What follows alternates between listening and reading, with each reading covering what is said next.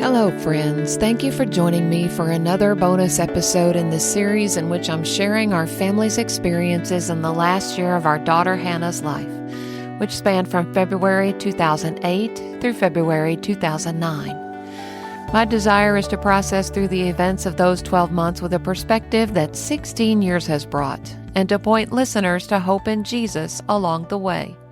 I'm grateful you've joined me. This is bonus episode number 190, Celebrating a Life, March 1st, 2009. Hannah's life was celebrated at First Baptist Church in Hot Springs on this date 16 years ago. We had two goals for this service: to honor Hannah's life and to point people to Jesus. I remember stepping into the church building feeling so very raw and exposed. Even though Hannah's death was not a surprise, it was a shock, and I was very much still reeling from the effects of that shock. Walking down that long aisle to be seated in the front row was an incredibly surreal experience. The service began with Hannah's youth pastor singing an original song he wrote for Hannah. It was beautifully done and so very special. Our pastor then read the obituary and led in a prayer, followed by the Casting Crown song, Praise You in the Storm, sung by our church's worship pastor.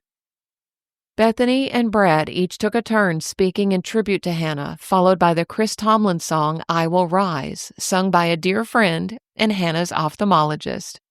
I loved that he sang the entire song with a big smile on his face, clearly reveling in the fact that because Jesus had overcome and the grave was overwhelmed, Hannah had won the victory. Our dear neighbor and semi-retired pastor, Gerald Taylor, brought a message about the peace of God, and the service closed with a slideshow of pictures of Hannah and another prayer.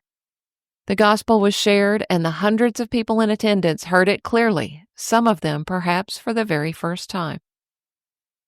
I'm so glad that Brad and Bethany each took the opportunity to speak that day. Bethany was just 14 years old, and it took a lot of courage for her to stand up before that huge crowd and speak from her heart, but she did it. She talked about how she was now an only child and the depth of that loss, but she ended up by declaring that we really didn't lose Hannah. We knew exactly where she was. Our goals for the service were accomplished, and we were pleased. When the celebration service concluded, we all went to Hannah's high school cafeteria, where a dinner was served by friends from our Sunday school class.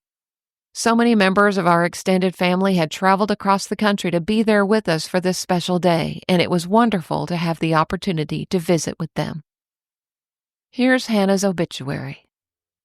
Hannah Joy Sullivan, age 17, entered heaven on February 26, 2009, after a year-long battle with brain cancer. She was born on October 22, 1991, in Fort Smith, Arkansas, to Brad and Jill Sullivan. She attended Magnet Cove High School, where she was junior class president and an honor student. She was a member of Hot Springs Baptist Church, where she was an active part of the youth group. She battled her cancer with grace and strength, never complaining, and accepted her storm as an opportunity to be a witness for Christ. We know that now, in heaven, she is more alive than ever before.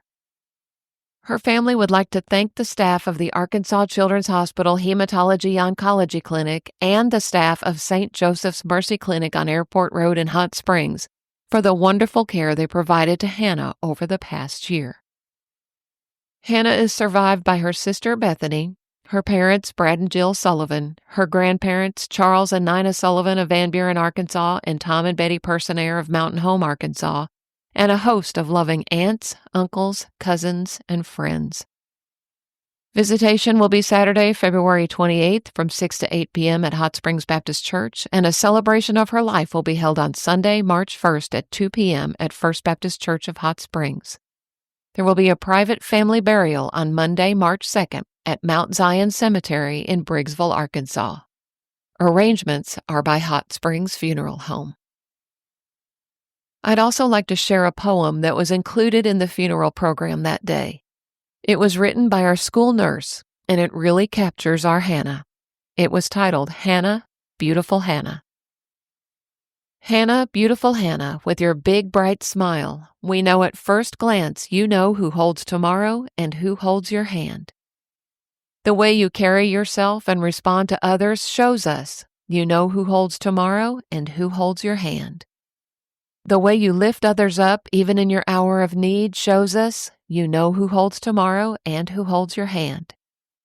Your reaction to all you have been through at such a young age shows us you know who holds tomorrow and who holds your hand. Your love for the Lord and your confidence in His promises shows us you know who holds tomorrow and who holds your hand. None of us know about tomorrow, but if we know the Lord as our personal Savior as Hannah did, we can all know with confidence who holds tomorrow and who holds our hand. Sean Goodnight, 2009.